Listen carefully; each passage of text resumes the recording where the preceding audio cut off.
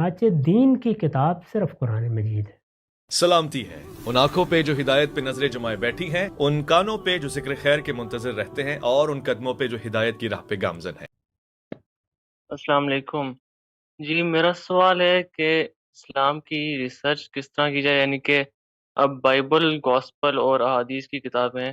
ان کو کیا محض ہسٹری کی کتابوں کے طور پہ لیا جائے، یا پھر ان سے بھی کچھ نہ کچھ بندہ ٹاپک لے کے قرآن کی آیت کی تھوڑا اس کی ہیلپ سے دیکھے، یا پھر محض خالی قرآن کو ہی ہم دیکھیں؟ اب اس میں بھی دو ایکسٹریمز مل جاتی ہیں،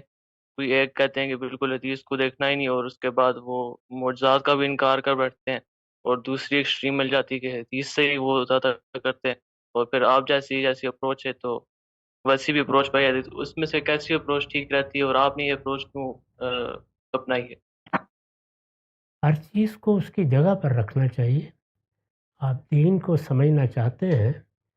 سب سے پہلے یہ فیصلہ کیجئے کہ دین کہاں سے ملے گا۔ میں نے اپنی کتاب میزان میں، اگر آپ میزان کھولیں گے تو پہلے صفحے میں اس سوال کا جواب دیا ہے، بلکہ پہلے پیرے میں اس سوال کا جواب دیا ہے، اور یہ بتایا ہے کہ دین کی ہدایت ہر انسان کی فطرت میں اللہ تعالیٰ نے الہام کی ہوئی ہے، لیکن وہ اجمال میں ہے، تفصیلات میں نہیں ہے۔ اس کی تفصیلات اللہ کے پیغمبروں نے بتائی ہیں، اور آخری پیغمبر کی حیثیت محمد الرسول اللہ صلی اللہ علیہ وسلم کو حاصل ہے۔ چنانچہ دین کا تنہا ماخذ آپ کی ذات والا صفات ہے۔ اب جب آپ کی ذات سے ہم نے دین لینا ہے تو یہ دیکھا جائے گا کہ آپ نے دین کن صورتوں میں دیا ہے۔ تو جب ہم تحقیق کی نگاہ سے دیکھتے ہیں تو یہ بالکل واضح ہے، اس میں دوسری رائے قائم کرنا ممکن ہی نہیں ہے کہ آپ نے یہ دین قرآن کی صورت میں دیا ہے اور سنت کی صورت میں دیا ہے۔ یہ سنت قرآن کے امتثال امر میں جاری کی گئی ہے، یعنی ایسا نہیں ہے کہ اپنے طور پر آپ نے جاری کر دی، اس کا حکم قرآن میں بیان ہوا ہے۔ اللہ تعالیٰ نے یہ کہا ہے کہ اس سے پہلے جو دین ابراہیمی کی روایت آ رہی ہے آپ اس کی پیروی کریں، اور جو پہلے پیغمبروں کی ہدایت آ رہی ہے اس کی بھی پیروی کریں۔ تو اس کے امتثال امر میں رسول اللہ صلی اللہ علیہ وسلم کی جانب سے سنت جاری کر دی گئی۔ وہ سنت مسلمانوں کے اجماع اور تواتر سے منتقل ہو گئی ہے، اس کے لیے کسی کتاب کی طرف رجوع کی ضرورت ہی نہیں ہے۔ چنانچہ دین کی کتاب صرف قرآن مجید ہے، اللہ تعالیٰ کے دین کی کتاب۔ دین کی کتاب وہی ہو سکتی ہے جس کو اللہ دین کی کتاب قرار دے، وہ میرے اور آپ کے قرار دینے سے دین کی کتاب نہیں بن جائے گی۔ ہم جو کتابیں لکھتے ہیں وہ دینی کتابیں ہیں، یعنی دین سے متعلق کتابیں ہیں۔ وہ سیرت کی بھی ہو سکتی ہیں، تاریخ کی بھی ہو سکتی ہیں، وہ دین کی شرح و وضاحت کی بھی ہو سکتی ہیں، وہ تفسیر کی بھی ہو سکتی ہیں۔ وہ دینی کتابیں ہیں، ان سے لائبریریاں بھری پڑی ہیں، آپ پڑھیے ان کو، لیکن دین کی کتاب اللہ کی کتاب قرآن مجید ہے۔ تو قرآن مجید کو بنیاد بنا کر اور سنت پر عمل کرتے ہوئے آپ ہر چیز کو پڑھیں۔ آپ بائبل کا مطالعہ بھی کریں، خود قرآن بہت سی جگہوں پر بائبل کے واقعات کی طرف اشارہ کرتا ہے، وہ چاہتا ہے کہ وہاں بائبل کو دیکھا جائے، ان کا حوالہ دیتا ہے۔ اسی طرح قرآن مجید زمانہ رسالت کے واقعات بیان کرتا ہے، وہ واقعات قرآن میں تاریخ کے طریقے پہ بیان نہیں ہوتے، بالاجمال بیان ہوتے ہیں۔ قرآن میں سورہ انفال واقعہ بدر پر تبصرہ کرتی ہے، سورہ آل عمران میں احد کے واقعے پر بڑا مفصل تبصرہ نقل ہوا ہے، سورہ احزاب میں جنگ احزاب کے واقعات زیر بحث آئے ہیں، حنین کے واقعات زیر بحث آئے ہیں۔ بعض جگہوں پر محض نام لے لیا گیا ہے اور اشارہ کر دیا گیا ہے۔ ان کی تفصیلات کے لیے آپ زمانہ رسالت کی تاریخ کی طرف جائیں گے۔ زمانہ رسالت کی تاریخ کا مستند ترین ماخذ حدیث ہے، اور اس میں ہمارے محدثین نے بڑی محنت کر کے وہ کتابیں مرتب کر دی ہیں۔ تو یہ صحیح طریقہ ہے، ہر چیز کو اس کی جگہ پر رکھیے، یعنی جب دین کا فیصلہ کرنا ہے تو وہ قرآن و سنت کی بنیاد پر ہوگا، لیکن تفصیلات، تاریخی واقعات، رسالت مآب صلی اللہ علیہ وسلم کے سوانح، آپ کا اسوہ حسنہ، آپ کے معمولات، آپ کی عادات، ان سب چیزوں کی تفصیلات جاننے کے لیے تاریخی کی کتابیں کھولی جائیں گی، سیرت اور تاریخ کی۔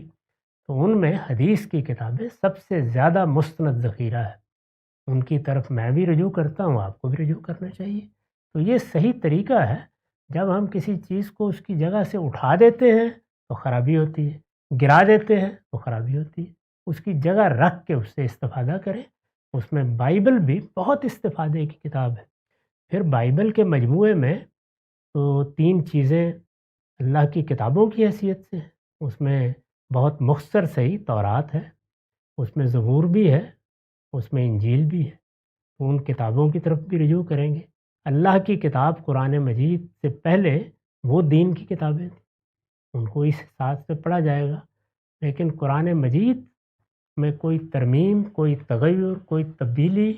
نہ وہ کتابیں اب کر سکتی ہیں قرآن کے آنے کے بعد، نہ قرآن کے علاوہ کوئی چیز کر سکتی ہے۔ تو قرآن کو بالاتر مان کر، قرآن مجید کو قطعی دلالہ سمجھتے ہوئے، قرآن مجید کو اللہ تعالیٰ کی طرف سے فیصلہ کن اتھارٹی قرار دے کر آپ جس چیز کو چاہے پڑھیں،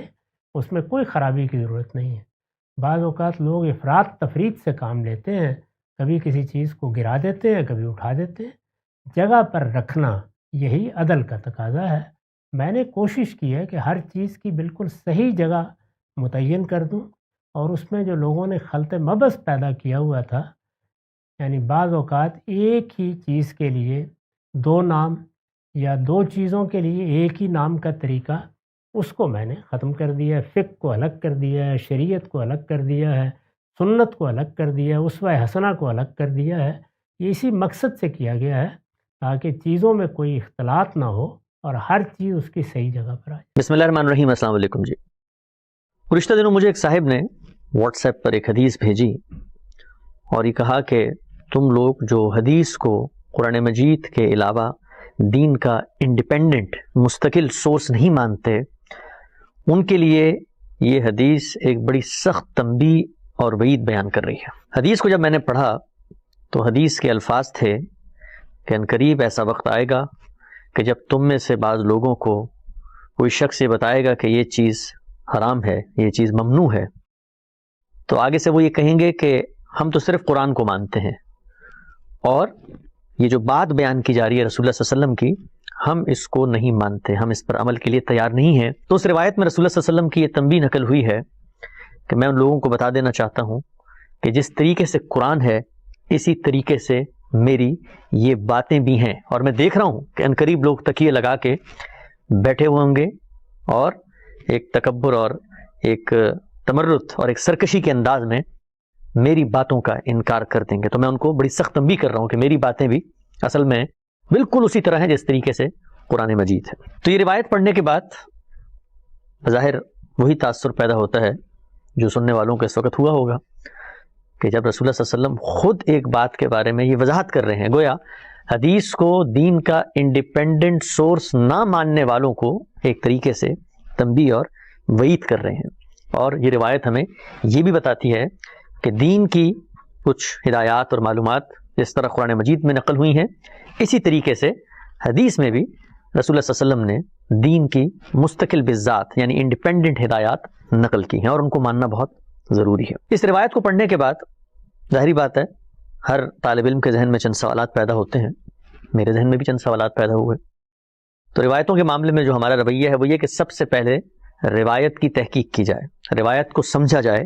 کہ اس میں بات بیان کیا ہو رہی ہے۔ ہمارے جو محدثین ہیں ان کا قائم کردہ اصول بھی یہی ہے کہ آپ روایات کو دیکھیں، اس کی سند کو دیکھیں، اس کے متن کو دیکھیں، یہ دیکھیں کون لوگ اسے بیان کر رہے ہیں، کس موقع کی روایت ہے، یہی روایت کسی اور صحابی نے اگر نقل کی ہے تو وہ کیا بات بیان کر رہا ہے، اس سے وہ مجموعی تصویر آپ کے سامنے آئے گی جو وہاں پر زیر بحث ہے۔ تو جس وقت اس روایت پر میں نے کچھ ابتدائی نوعیت کی تحقیق کی تو معلوم یہ ہوا کہ یہ بات کئی صحابہ نے نقل کی ہے، یعنی ایگزیکٹ یہی واقعہ، یہی گفتگو، رسول اللہ صلی اللہ علیہ وسلم کی یہی تنبیہ اور یہی بات متعدد صحابہ سے بہت مختلف کتابوں میں منقول ہے۔ جب ان کا مطالعہ شروع کیا تو معلوم یہ ہوا کہ یہ بات، اتنی بات جتنی میں نے ابتدا میں بیان کی، اس میں کچھ اور اضافے بھی حدیث کی کتابوں میں نقل ہوئے ہیں۔ مثلا یہ کہ رسول اللہ صلی اللہ علیہ وسلم نے جب یہ تنبیہ کی کہ میں دیکھ رہا ہوں کہ تم میں سے بعض لوگ تکیہ لگا کے بیٹھے ہوئے ہوں گے اور ان تک میری بات پہنچائی جائے گی اور وہ کہیں گے ہم تو قرآن کے سوا کسی کو نہیں مانتے، اور آگے یہ اضافہ نقل ہوا ہے اور میں تمہیں ہدایت کرتا ہوں کہ اہل کتاب کے گھروں میں مت داخل ہونا۔ تو اب ایک طالب علم کے لیے یہ بہت ہی کھٹک کی بات ہوتی ہے کہ یہ جو بات یہاں ہو رہی ہے اس میں جو آگے جملہ فرمایا ہے اس کا پچھلے پوری ہدایت یا گفتگو سے کیا تعلق ہے. یعنی پیچھے ایک جرنلائز بات کی گئی ہے، لوگوں کے رویے پہ تبصرہ کیا گیا ہے، وہ جو حدیث کو دین کا انڈیپینڈنٹ سورس نہیں مانتے ان کو تنبیہ کی گئی ہے، اور آگے یہ کہا گیا ہے کہ اہل کتاب کے گھروں میں داخل مت ہونا. پھر جب مزید تحقیق کی تو معلوم یہ ہوا کہ یہ بات اور آگے بڑھ رہی ہے. بعض صحابہ نے یہ بتایا کہ اس پچھلی بات کے بعد جب یہ کہا کہ اہل کتاب کے گھروں میں داخل نہ ہونا، تو آگے یہ بھی فرمایا کہ ان کی عورتوں کو ہاتھ مت لگانا، ان کے گھروں میں داخل مت ہونا، ان کے پھلوں کو نہ توڑنا اور ان کے جانوروں کو نہ ذبح کرنا. تو اب یہ بات سننے کے بعد سوالات اور پیدا ہوئے کہ یہاں پر در حقیقت بات کیا زیر بحث ہے، یعنی ہو کیا رہا ہے یہاں پہ. پہلے ایک انڈیپینڈنٹ ہدایت دی، جنرلائز ہدایت ہے، اس کے بعد یہ کچھ اطلاقی چیزیں یہاں بیان کر دیں، کن لوگوں کو بیان کی، کس موقع پہ بیان کی، کیا وجہ ہوئی بیان کرنے کی. تو یہ سارے سوالات ہیں جو روایت پر غور کرتے ہوئے میرے بھی دماغ میں پیدا ہوئے. جب مزید تحقیق کی تو معلوم یہ ہوا، خود حدیث کی کتابوں میں ایک صحابی سے وہ پوری بات نقل ہوئی، وہ پورا واقعہ نقل ہوا، گویا وہ مقام نقل ہوا، وہ موقع نقل ہوا، وہ لوگ نقل ہوئے، وہ صورتحال نقل ہوئی کہ یہ بات کب رسول اللہ صلی اللہ علیہ وسلم نے فرمائی تھی، کن سے فرمائی تھی، کیسے فرمائی تھی، کیا صورتحال تھی جس کے جواب میں فرمائی تھی. تو معلوم یہ ہوا، حدیث کی کتاب میں یہ بات نقل ہوئی ہے کہ رسول اللہ صلی اللہ علیہ وسلم جب خیبر کے لیے نکلے، آپ جانتے ہیں کہ خیبر پر مسلمانوں نے اللہ کے حکم سے طاقت کی. جب وہ خیبر میں پہنچے تو حدیث کی کتاب یہ بتاتی ہے کہ رسول اللہ صلی اللہ علیہ وسلم خیبر میں پہنچے تو جو خیبر کا سردار تھا وہ ایک بڑا ہی جابر، بڑا ہی متکبر اور بڑا ہی انانیت پسند سردار تھا. وہ سامنے آ گیا اور سامنے آ کے اس نے رسول اللہ صلی اللہ علیہ وسلم سے کہا کہ اے محمد، آ گئے ہو تم یہاں خیبر میں، اب تم ہماری عورتوں کو مارو گے،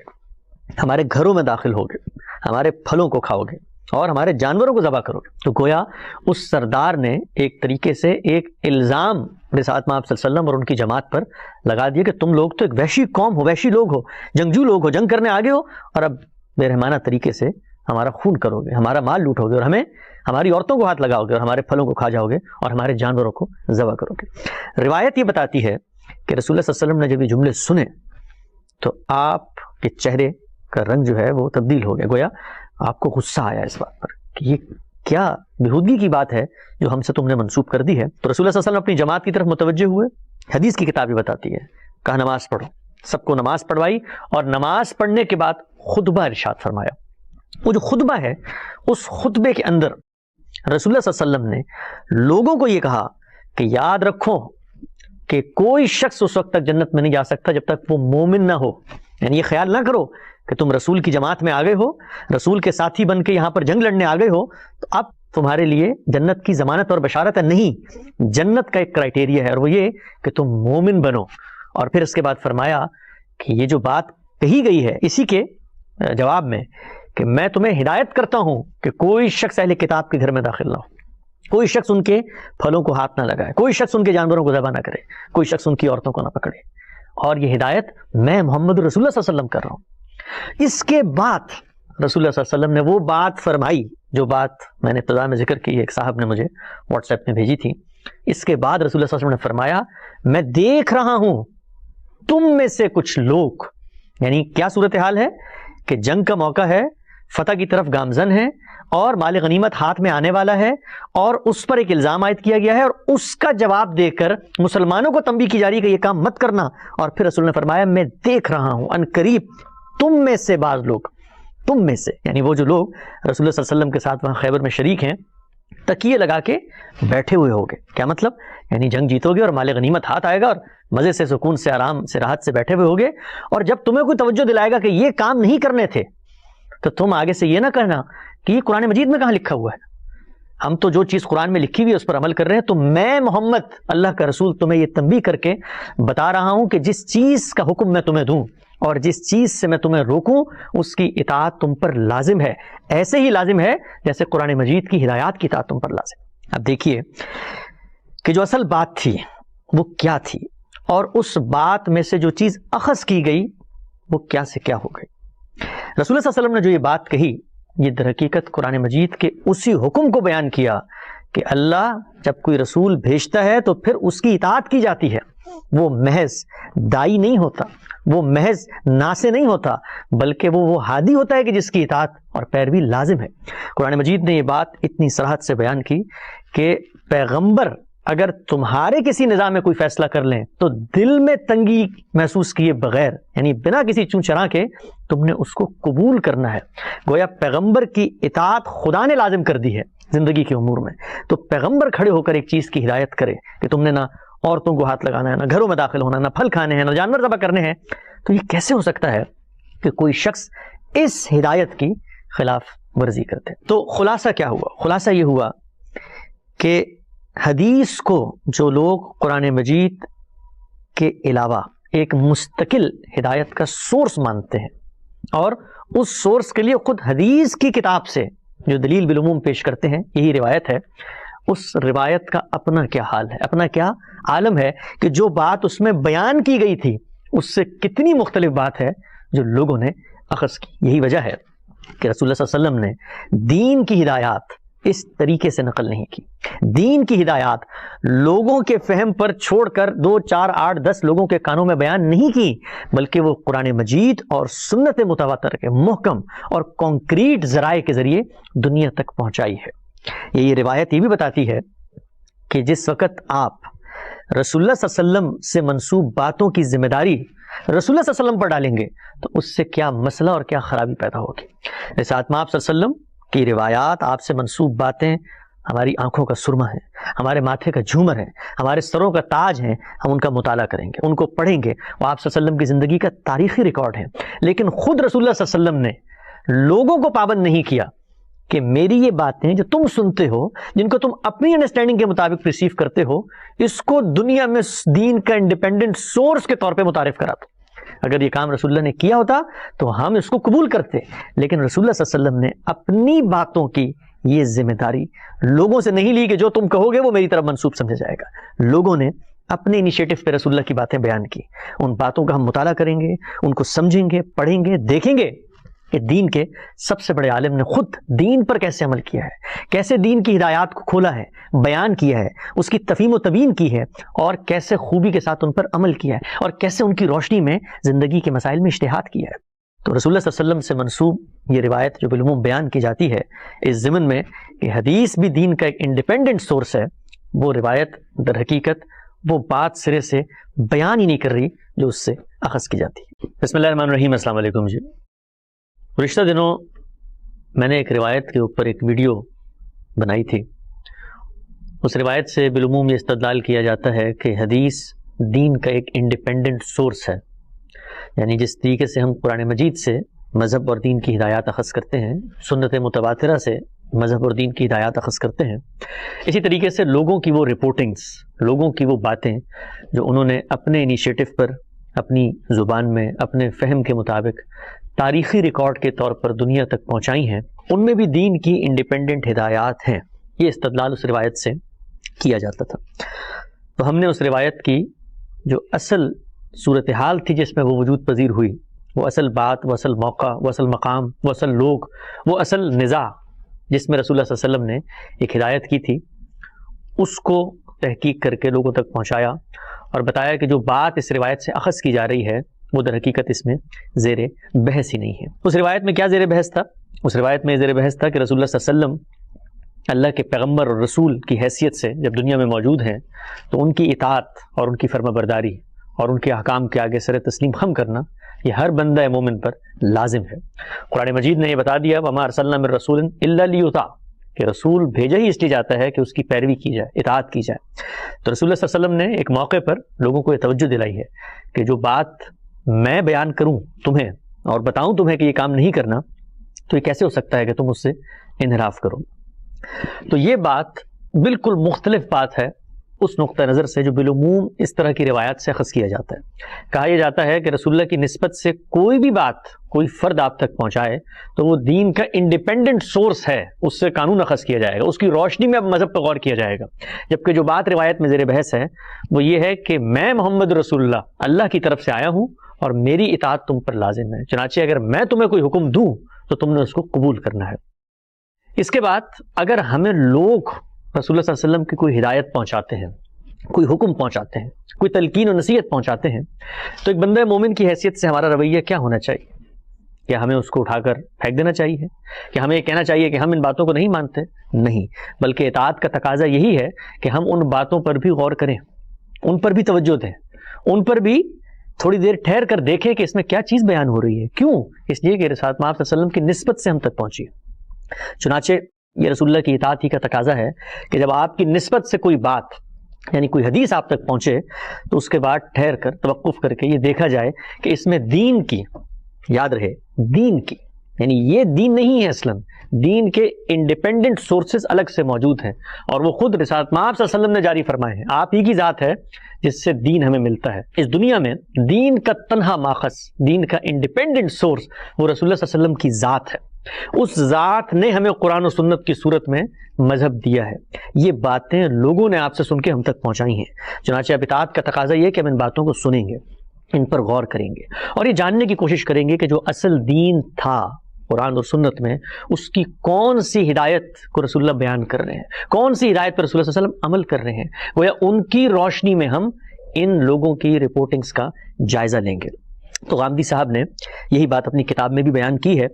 میں وہ مختصر سا حصہ پڑھ دیتا ہوں اور اس کے بعد اس اصل سوال کی طرف آتا ہوں جو ہماری روایت کی ویڈیو پہ لوگوں نے اٹھایا تھا۔ ہم سب لکھتے ہیں کہ دین لا ریب انہی دو صورتوں میں ہے، ان کے علاوہ کوئی چیز دین ہے نہ اسے دین قرار دیا جا سکتا ہے، یعنی دین قرآن و سنت ہی کی صورت میں ہم تک پہنچا ہے۔ رسول اللہ صلی اللہ علیہ وسلم کے قول و فعل اور تقریر و تصریب کے اخبار احاد جنہیں بالعموم حدیث کہا جاتا ہے، ان کے بارے میں یہ حقیقت ناقابل تردید ہے کہ ان کی تبلیغ و حفاظت کے لیے آپ نے کبھی کوئی اہتمام نہیں کیا۔ یعنی رسول اللہ صلی اللہ علیہ وسلم نے جس طریقے سے قرآن مجید کے بارے میں یہ اہتمام کیا، اس کو لکھوایا، جمع کیا، پھر اس کو پڑھا، دہرایا، پھر اس کے حفاظ تیار ہوئے، پھر اس سے پوری امت نے وہ قرآن سیکھا اور آگے پہنچایا۔ یہی معاملہ سنت متواترہ کا ہے۔ آپ نے نماز پڑھی، آپ نے روزہ رکھا، آپ نے حج کیا، پوری دنیا نے دیکھا، نسل در نسل منتقل ہوئی، لیکن کیا یہی اہتمام اپنی ان باتوں کے بارے میں بھی کیا جو لوگوں نے بیان کی؟ تو غامدی صاحب کہتے ہیں کہ آپ نے کبھی کوئی اہتمام نہیں کیا، بلکہ سننے اور دیکھنے والوں کے لیے چھوڑ دیا کہ چاہیں تو انہیں آگے پہنچائیں اور چاہیں تو نہ پہنچائیں۔ اس لیے دین میں ان سے کوئی عقیدہ و عمل کا اضافہ نہیں ہوتا۔ دین سے متعلق جو چیزیں ان میں آتی ہیں وہ در حقیقت قرآن و سنت میں محصور اسی دین کی تفہیم و تبیین اور اس پر عمل کے لیے نبی صلی اللہ علیہ وسلم کا اسوہ حسنہ ہے۔ اس کے بعد غامدی صاحب لکھتے ہیں کہ اس دائرے کے اندر البتہ اس کی حجت ہر اس شخص پر قائم ہو جاتی ہے جو اس کی صحت پر مطمئن ہو، یعنی جو دائرہ دین نے متعین کیا ہے قرآن و سنت کی صورت میں، اس سے ریلیونٹ کسی چیز کی وضاحت، کسی چیز پر عمل کا نمونہ، کسی چیز کو کھول کر بیان کرنا، کسی چیز کے اطلاقات کو نمایاں کر دینا، یہ چیزیں جو دین سے متعلق ہے اگر حدیثوں میں بھی آتی ہیں تو غامدی صاحب لکھتے ہیں کہ اس کی حجت ہر اس شخص پر قائم ہو جاتی ہے جو اس کی صحت پر مطمئن ہو۔ یعنی صحت پر مطمئن ہو جانے کے بعد رسول اللہ صلی اللہ علیہ وسلم کے قول و فعل یا تقریر و تصریب کی حیثیت سے اسے قبول کر لیتا ہے۔ اس سے انحراف پھر اس کے لیے جائز نہیں رہتا، بلکہ ضروری ہو جاتا ہے کہ آپ کا کوئی حکم یا فیصلہ اگر اس میں بیان کیا گیا ہے تو اس کے سامنے سر تسلیم خم کرتے۔ کیا مطلب؟ مطلب یہ کہ اگر کسی حدیث میں ہمیں دین سے متعلق کوئی ہدایت ملتی ہے اور ہم مطمئن ہو جاتے ہیں، ہمارا اطمینان علمی بھی ہوگا، عقلی بھی ہوگا، اس لیے کہ رسالت مآب صلی اللہ علیہ وسلم نے ہمارے سامنے یہ بات نہیں کی، ہمیں تو لوگوں نے بیان کی ہے، تو ہم تحقیق کر کے اس نتیجے پہ پہنچیں گے کہ اس کی نسبت آپ صلی اللہ علیہ وسلم سے ثابت بھی ہے، اور پھر یہ دیکھیں گے کہ وہ جو اصل دین ہے اس کے کون سے پہلو کو رسول اللہ صلی اللہ علیہ وسلم یہاں پر واضح کر رہے ہیں۔ چنانچہ یہی وجہ ہے کہ غامدی صاحب نے اپنی کتاب میزان میں 1200 سے زائد احادیث کو جگہ دی ہے۔ وہ جگہ جو ہے وہ دین کے انڈیپینڈنٹ سورس کی حیثیت سے نہیں دی، بلکہ یہ بتایا ہے کہ اصل دین کی موجودگی میں لوگ یہ بیان کر رہے ہیں کہ رسول اللہ صلی اللہ علیہ وسلم نے اس پر کیسے عمل کیا۔ تو ہماری جو ویڈیو تھی اس پر لوگوں نے بنیادی طور پہ 3 سوالات اٹھائے تھے۔ پہلا سوال یہ تھا کہ غامدی صاحب اس ضمن میں کیا رائے رکھتے ہیں کہ اگر کوئی حدیث آپ کے سامنے آ جاتی ہے اور آپ اس پر مطمئن ہو جاتے ہیں، یعنی اس کی تحقیق ہو جاتی ہے، سندن بھی ٹھیک ہے، اور یہ اطمینان بھی ہو جاتا ہے کہ دین کی اصل ہدایت جو قرآن و سنت میں موجود ہے، تو پھر کیا کیا جائے گا؟ تو اس پر میں نے یہ آپ کو غامدی صاحب کا موقف پڑھ کے سنایا۔ ان کی کتاب میزان میں یہ موجود ہے کہ اس کے بعد اس کی حجت ہر اس شخص پہ قائم ہو جائے گی، اس لیے کہ اطاعت کا یہی تقاضا ہے کہ اگر مجھ تک یہ بات پہنچے کہ رسول اللہ صلی اللہ علیہ وسلم نے یہ فیصلہ کیا ہے تو یہ کیسے ہو سکتا ہے کہ میں اس سے انحراف کروں۔ دوسرا سوال ہماری ویڈیو پہ جو لوگوں نے پوچھا تھا وہ سوال یہ تھا کہ یہ بات تو ٹھیک ہے کہ جس روایت کی طرف آپ نے اشارہ کیا جس سے لوگ بالعموم حدیث کو دین کا انڈیپینڈنٹ سورس قرار دیتے ہیں، تو یہ بتائیے کہ خود رسول اللہ صلی اللہ علیہ وسلم نے کیا اپنی احادیث کے بارے میں بھی کوئی بات کی ہے؟ بہت اچھا اور بڑا بنیادی سوال یہ لوگوں نے پوچھا ہے. یعنی ہم نے تو ایک روایت کے اوپر تنقید کی اور یہ بتایا کہ روایت میں وہ چیز زیر بحث نہیں جو اس سے اخذ کی جا رہی ہے. تو سوال لوگوں نے یہ پوچھا کہ ٹھیک ہے آپ کی بات کو ہم تسلیم کر لیتے ہیں، لیکن یہ بتائیے کہ کیا رسول اللہ صلی اللہ علیہ وسلم کی زندگی میں بھی یہ باتیں ان کے سامنے آئی تھیں؟ اگر آئی تھیں تو اس پر رسالت مآب صلی اللہ علیہ وسلم نے کیا کہا، کیا فرمایا؟ کیونکہ جو کچھ رسول اللہ صلی اللہ علیہ وسلم نے فرمایا ہوگا اس سے در حقیقت ہمیں وہ اصل روشنی ملے گی، وہ بصیرت حاصل ہوگی کہ رسول اللہ صلی اللہ علیہ وسلم کی ان باتوں کے بارے میں ہمیں رویہ کیا اختیار کرنا چاہیے. تو اتفاق سے ہمارے استاد جناب غامدی صاحب حدیث پر جس پروجیکٹ کے تحت کام کر رہے ہیں اس میں ایک باب ہے، ایک چیپٹر ہے جو بالکل اسی موضوع سے متعلق ہے، اور گزشتہ کچھ عرصے میں وہ چیپٹر مکمل ہوا. یہاں نیچے آپ کو اس کا لنک بھی مل جائے گا، آپ اس کو تفصیلی طور پہ وہاں پڑھ سکتے ہیں، ایک علمی تحقیقی کام ہے. لیکن میں اس چیپٹر میں سے 8 احادیث یعنی 8 نمائندہ روایات، در حقیقت یہ سینکڑوں کی تعداد میں احادیث ہیں، یعنی ایک ہی روایت کو مختلف صحابہ مختلف پہلوؤں سے بیان کر رہے ہیں، مختلف کتابوں میں نقل ہو رہی ہیں، ان کی آگے روایت در روایت ہو رہی ہے. تو در حقیقت سینکڑوں روایات ہیں جن کا خلاصہ، جن میں سے چنیدہ نمائندہ 8 روایات ہیں جن کا ترجمہ میں آپ کے سامنے پیش کروں گا. اور یہ روایات ہیں جن میں رسول اللہ صلی اللہ علیہ وسلم اور آپ صلی اللہ علیہ وسلم کے صحابہ ان کا کیا رویہ تھا، آپ کی جو باتیں ان تک پہنچتی تھیں، جن کو بالعموم اخبار احاد یا حدیث کہا جاتا ہے. تو یہ پڑھنے کے بعد ہر اس شخص پہ یہ بات واضح ہو جائے گی کہ رسول اللہ صلی اللہ علیہ وسلم سے منسوب یہ باتیں ان کو خود رسول اللہ صلی اللہ علیہ وسلم کس نظر سے دیکھتے ہیں، اور خود صحابہ جو آپ کے اولین مخاطبین ہیں وہ کس نظر سے دیکھتے ہیں، یہ بات بالکل واضح ہو جائے گی. آغاز کرتے ہیں. یہ پہلی روایت ہے عبداللہ بن زبیر سے. ان تمام روایات کے حوالے اور چیزیں آپ یہاں اسکرین پہ بھی دیکھ لیں گے اور نیچے آپ کو لنک پہ بھی مل جائیں گی. تو اس باب کا عنوان ہے رسول اللہ صلی اللہ علیہ وسلم کے علم و عمل کی روایات، یعنی خود رسالت مآب صلی اللہ علیہ وسلم اور صحابہ آپ کی احادیث کے بارے میں کیا رائے اور کیا موقف رکھتے ہیں. عبداللہ بن زبیر کہتے ہیں کہ میں نے اپنے والد سیدنا زبیر رضی اللہ عنہ سے پوچھا کہ میں جس طرح ابن مسعود رضی اللہ تعالیٰ عنہ اور فلاں بعض دوسرے حضرات کو رسول اللہ صلی اللہ علیہ وسلم کی باتیں بیان کرتے ہوئے دیکھتا ہوں، آپ کو اس طرح نہیں دیکھتا. یعنی عبداللہ بن زبیر کہتے ہیں کہ انہوں نے اپنے والد سے یہ کہا کہ باقی صحابہ تو رسول اللہ صلی اللہ علیہ وسلم کی باتیں بالعموم بے تکلف بیان کرتے ہیں، آپ کیوں نہیں کرتے؟ تو اس کی کیا وجہ ہے؟ تو انہوں نے فرمایا صاحبزادے میں جب سے مسلمان ہوا ہوں کبھی آپ صلی اللہ علیہ وسلم سے جدا نہیں ہوا. یعنی یہ معاملہ نہیں ہے کہ میں رسول اللہ صلی اللہ علیہ وسلم سے واقف نہیں ہوں یا ان سے دور ہوں یا ان کی باتیں میرے کانوں تک پہنچتی نہیں ہیں یا میں بے خبر ہوں. نہیں، فرمایا میں جب سے مسلمان ہوا ہوں آپ سے جدا نہیں ہوا، لیکن اس لیے ڈرتا ہوں کہ میں نے آپ سے ہی ایک بات سن رکھی ہے. یعنی بیٹے کو یہ بتا رہے ہیں کہ میں رسول اللہ کی باتیں زیادہ کیوں نہیں بتاتا، اس لیے کہ میں نے رسالت مآب صلی اللہ علیہ وسلم سے ایک بات سن رکھی ہے، اس لیے نہیں بتاتا. اور کیا کہا آپ نے؟ فرمایا تھا کہ جس نے لوگوں کو گمراہ کرنے کے لیے جان بوجھ کر کوئی جھوٹی بات میری نسبت سے بیان کی وہ اپنا ٹھکانہ دوزخ میں بنا لے گا. غامدی صاحب نے اس کی وضاحت میں لکھا ہے کہ یہی احتیاط سیدنا ابوبکر رضی اللہ تعالیٰ عنہ اور بعض دوسرے جلیل قدر صحابہ نے بھی ملحوظ رکھی. وہ جانتے تھے کہ پورا دین قرآن و سنت میں محفوظ ہے اور وہ مسلمانوں کے اجماع و تواتر سے آنے والی نسلوں کو منتقل ہو جائے گا. اس کے علاوہ، اس دین کے علاوہ جو قرآن و سنت میں موجود ہے، نبی صلی اللہ علیہ وسلم جو کچھ کہتے اور کرتے ہیں اس سے دین میں کسی عقیدہ و عمل کا اضافہ نہیں ہوتا، لہٰذا اس کو آگے بیان کرنا ان کی کوئی دینی ذمہ داری نہیں. یہ بڑا اہم نقطہ ہے. یعنی بیٹا باپ سے یہ پوچھتا ہے کہ رسول اللہ کی باتیں کیوں نہیں بیان کرتے، تو آگے سے کہتے ہیں کہ بھائی میں ڈرتا ہوں. تو اگر یہ کوئی دینی ذمہ داری ہوتی تو قرآن مجید تو یہ کہتا ہے کہ دین اگر لوگوں تک نہ پہنچائے تو فما بلغت رسالہ، اللہ کا پیغام ہی حق کے پیغمبری ہی ادا نہیں کیا. تو صحابہ کو اگر رسول اللہ صلی اللہ علیہ وسلم نے احادیث کی صورت میں دین کی مستقل انڈیپینڈنٹ ہدایات دی تھیں تو وہ یہ کیسے کہہ سکتے ہیں کہ بھئی ہم تو ڈرتے ہیں یہ بات بیان کرتے ہیں؟ وہ تو ان کی دینی ذمہ داری تھی کہ وہ اس کو آگے بیان کرتے. ہم سب لکھتے ہیں ان کے لیے مناسب یہی ہے کہ احتیاط کریں اور آپ کی نسبت سے زیادہ باتیں بیان کرنے سے گریز کریں. تو یہ پہلی روایت تھی جو ہم نے یہاں پر ابھی آپ کے سامنے پڑھی. اس کے بعد دوسری روایت ہے انس رضی اللہ تعالیٰ عنہ. انس رضی اللہ تعالیٰ عنہ کا بیان ہے کہ مجھے جو چیز رسول اللہ صلی اللہ علیہ وسلم کی نسبت سے زیادہ باتیں بیان کرنے سے روکتی ہے وہ آپ کا یہی ارشاد ہے کہ جس نے جانتے بوجھتے مجھ پر جھوٹ باندھا وہ اپنا ٹھکانہ جہنم میں بنا دے گا. یعنی وہ یہ بتا رہے ہیں کہ معاملہ یوں نہیں ہے کہ میں باتیں نہیں جانتا، اور معاملہ یوں بھی نہیں ہے کہ وہ باتیں بیان کرنے کی خواہش پیدا نہیں ہوتی. نہیں، میں ڈرتا ہوں اس لیے کہ رسول اللہ صلی اللہ علیہ وسلم نے بڑی سخت تنبیہ کی ہوئی ہے کہ میری نسبت سے زبان کھولنا تو احتیاط سے کھولنا. اگلی روایت ہے سیدنا عثمان رضی اللہ تعالیٰ عنہ کی، خلیفہ راشد، فرمایا خدا کی قسم مجھے جو چیز رسول اللہ کی باتیں بیان کرنے سے روکتی ہے وہ یہ نہیں کہ آپ کی باتیں مجھے دوسروں کے مقابلے میں زیادہ یاد نہیں ہوں گی۔ سیدنا عثمان رضی اللہ تعالیٰ خلیفہ راشد کیا فرماتے ہیں کہ معاملہ یوں نہیں ہے کہ مجھے روایتیں یاد نہیں،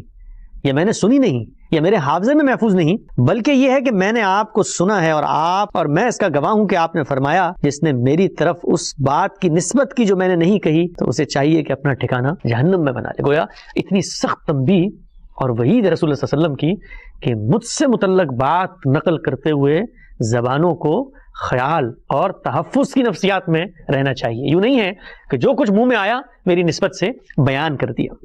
تو کوئی خلیفہ راشد کا بیان ہے کہ میں تو ڈرتا ہوں یہ باتیں بیان ہی نہیں کرتا، تو اگر اس میں دین تھا تو دین کے انڈیپینڈنٹ سورس تھے، آپ نے پوری عمر ان کے ساتھ گزاری، تو کیا آپ نے ہمیں محروم کر دیا وہ باتیں بیان کرنے سے؟ نہیں، رسول اللہ صلی اللہ علیہ وسلم نے اس میں دین کی کوئی مستقل ہدایت نہیں تھی۔ اگلی روایت ہے مغیرہ بن شعبہ رضی اللہ تعالیٰ عنہ سے، وہ کہتے ہیں میں نے رسول اللہ صلی اللہ علیہ وسلم کو سنا کہ آپ نے فرمایا مجھ پر جھوٹ باندھنا کسی دوسرے پر جھوٹ باندھنے کی طرح نہیں ہے، جس نے جان بوجھ کر کوئی جھوٹی بات میری نسبت سے بیان کی اس کا انجام پھر یہی ہے کہ اپنا ٹھکانہ وہ جہنم میں بنا لے۔ اگلی روایت ابو قتادہ رضی اللہ عنہ سے، ان کا بیان ہے میں نے رسول اللہ صلی اللہ علیہ وسلم کو اس ممبر پر یہ کہتے ہوئے سنا کہ لوگوں میری نسبت سے زیادہ باتیں بیان کرنے سے بچو، جو شخص میری طرف سے کوئی بات کہے وہ حق اور سچ ہونی چاہیے، اس لیے کہ جس شخص نے میری طرف اس بات کی نسبت کی جو میں نے نہیں کہی تو وہ اپنا ٹھکانہ جہنم میں بنا لے۔ یعنی رسول اللہ صلی اللہ علیہ وسلم لوگوں کو کیا یہ بات کبھی قرآن کے بارے میں کہتے ہیں؟ کیا یہ بات کبھی سنت کے بارے میں کہتے ہیں کہ یہ باتیں بیان مت کرنا اور ان باتوں کو آگے مت پھیلانا؟ نہیں، وہاں پر تو اہتمام ہے، وہاں تو پڑھائی جا رہی ہیں، وہاں تو سنی جا رہی ہیں، وہاں تو یاد کروائی جا رہی ہیں، وہاں تو لکھوائی جا رہی ہیں، لیکن اپنی باتوں کے بارے میں اتنا سخت رویہ ہے جیسے آپ صلی اللہ علیہ وسلم کا کہ میری باتیں کسی اور کی باتیں نہیں ہیں۔ اس سے لوگ یہی مغالطہ پیدا کریں گے کہ ایک دین ہے جو پیغمبر دے رہا ہے اور ایک اس کی نسبت سے یہ باتیں ہیں جو اس سے بالکل مختلف بیان ہو رہی ہیں۔ اگلی روایت ابو سعید رضی اللہ تعالیٰ عنہ سے ہے، وہ کہتے ہیں کہ رسول اللہ صلی اللہ علیہ وسلم نے فرمایا میری باتیں بیان کرو، اس میں کوئی حرج نہیں، بیان کرو، لیکن مجھ پر جھوٹ باندھنے کی جسارت نہ کرو، جس نے جانتے بوجھتے مجھ پر جھوٹ باندھا اس نے اپنا ٹھکانہ جہنم میں بنا لیا۔ کیا مطلب؟ رسول اللہ صلی اللہ علیہ وسلم بھی کہتے ہیں کہ چلو بیان کرنے چاہتے ہو تو بیان کر لو، تو غامدی صاحب نے لکھا ہے اس پہ، یعنی جس طرح میری باتیں بیان کرنا ضروری نہیں اسی طرح ناجائز بھی نہیں، اس طرح کی چیزیں لوگ اپنی محبوب شخصیات کے حوالے سے بیان کرتے ہی رہتے ہیں، تاہم ہر شخص کو محتاط رہنا چاہیے، اس لیے کہ مجھ پر جھوٹ باندھنا کسی دوسرے شخص پر جھوٹ باندھنے کی طرح نہیں ہے، اس کے نتائج نہایت خطرناک ہو سکتے ہیں۔ یعنی گویا رسول اللہ صلی اللہ علیہ وسلم نے یہ فرمایا کہ یہ فطری احساس ہے، ہر انسان جو کسی کی مجلس میں جاتا ہے، کسی صحبت میں وقت گزارتا ہے، کسی سے اپنے تعلق کا اظہار کرنا چاہتا ہے اور کسی کے مشن کو آگے لے کر بڑھنا چاہتا ہے تو وہ اس کی باتیں بھی بیان کرتا ہے۔ تو میں تم لوگوں پر پابندی نہیں لگاتا، بیان کرنا چاہتے ہو بیان کرو، لیکن اس احتیاط کے ساتھ۔ تو یہ بھی ایک روایت ہے جو بالعموم لوگ بیان کرتے ہیں حدیث کے انڈیپینڈنٹ سورس کی حیثیت میں کہ خود رسول اللہ صلی اللہ علیہ وسلم نے فرمایا میری باتیں بیان کرو، تو آپ ذرا اس کو آگے پڑھیں اور اس کو پیچھے پڑھیں تو واضح ہو جاتا ہے کہ رسول اللہ صلی اللہ علیہ وسلم کیا بات کر رہے ہیں۔ یعنی وہ کہہ رہے ہیں کہ میں روک نہیں رہا تمہیں، کرنا چاہتے ہو تو کر لو، لیکن یہ احتیاط یاد رکھو کہ وہی بات کرنی ہے جو حق اور سچ کی ہے۔ اس کے بعد دو روایتیں ہیں مزید۔ ابو موسیٰ رضی اللہ عنہ نے ایک دوسرے صحابی عقبہ بن عامر رضی اللہ عنہ کو نبی صلی اللہ علیہ وسلم کے حوالے سے کچھ روایتیں ممبر پہ بیان کرتے ہوئے سنا، بڑی دلنواز روایت ہے یہ، اور اس روایت میں رسول اللہ صلی اللہ علیہ وسلم کی روایات کے بارے میں صحابہ کا کیا رویہ تھا بالکل 2 اور 2 4 کی طرح واضح ہو کر سامنے آ جاتا ہے۔ تو ایک صحابی نے دوسرے صحابی کو ممبر پہ بیٹھے کچھ